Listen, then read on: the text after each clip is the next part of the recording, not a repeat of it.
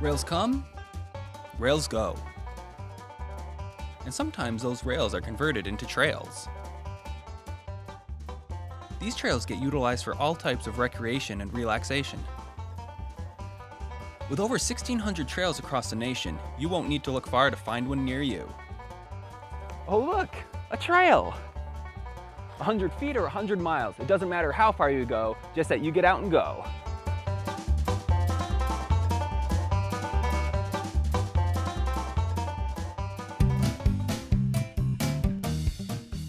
The Granite Town Rail Trail is a 3-mile-long trail which leads from Milford to Brookline, New Hampshire. Beginning in Milford, parking is found next to the town yard on Route 13.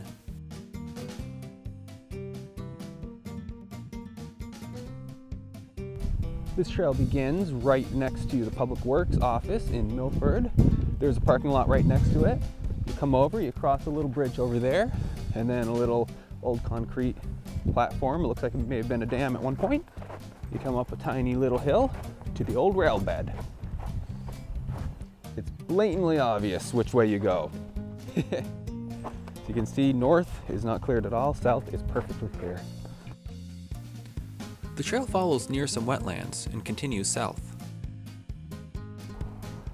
So there is some sort of metal thing over here, and it's obviously old, and I obviously have no idea what it is. So it could be part of the railroad, or it could have just been part of an old buggy, or it could have been something somebody dumped here because it's junk. If anybody knows, post about it, please.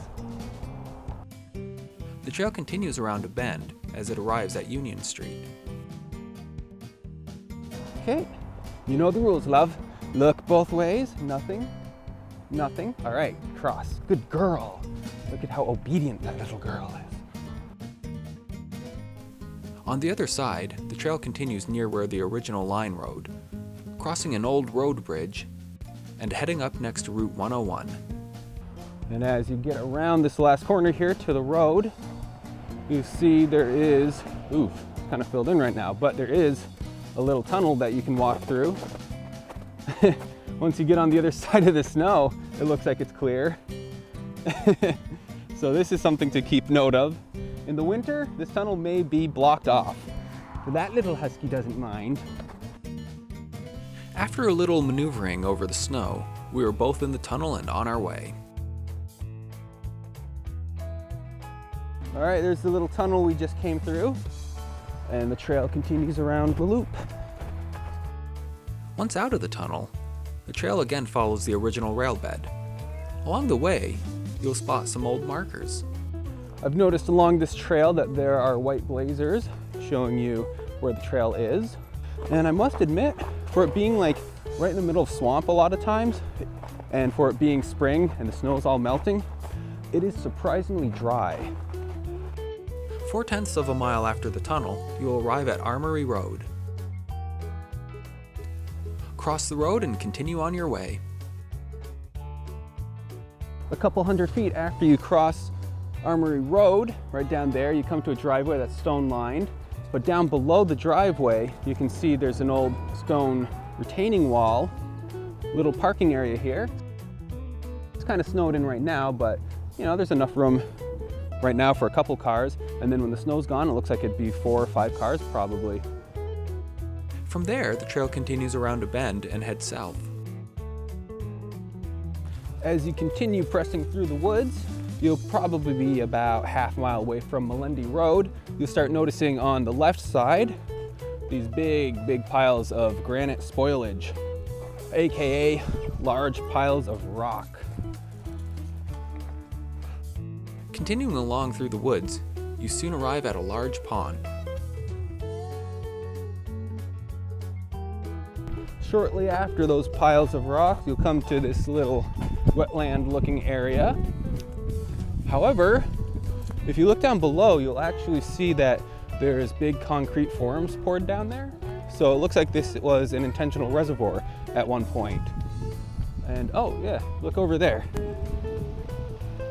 Looks like the brook was stone lined and there's a little stone bridge beyond that. So whatever this is, it was definitely built with intention. As you continue, keep an eye out for different artifacts along the way.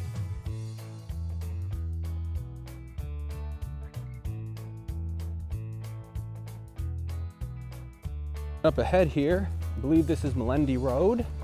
You can see that it's been filled in long time ago. But there's a little sort of natural staircase kind of built that the Husky's showing us leads up to the road. Notice the bright yellow markers there. Following the markers and road crossing, you'll be on the trail again in no time.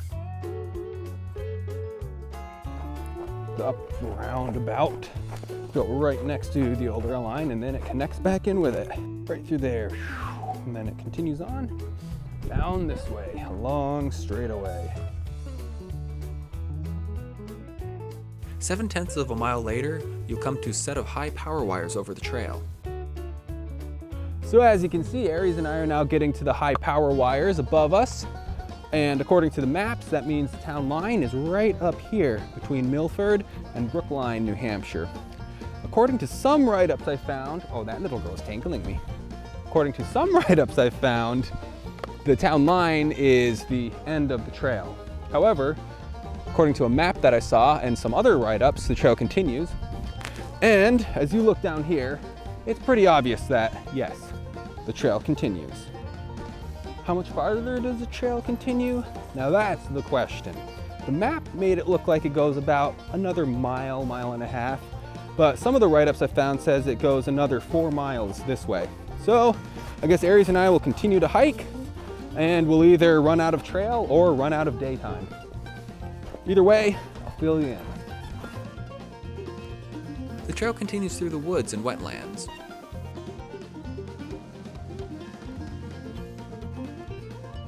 Half a mile beyond the power wires, you come to a junction in the trail. Trail junction B6. Cutaway right there. 501N. Why is this location important to remember? Because right up here, you follow it out, there is a parking area. We are currently in National Conserve or State Park or something like that. And there's a big parking area out there you can hike to. Leads you up the rail trail that way and back down the rail trail that way. Isn't it right, girl? And of course there's other trails here you can hike too. But today we're just focusing on the rail trail. Continuing through the woods, the trail travels another 1¼ miles before coming to an old bridge. Aries is getting up to a little bridge. It's kind of a newer upper construction, but as you can see down below, you have the original stone abutments. What goes under there now is a snowmobile trail or hiking trail, but I would guess that used to be a road down there because of the abutments underneath. They're old stone ones. Those are definitely original with the rail line.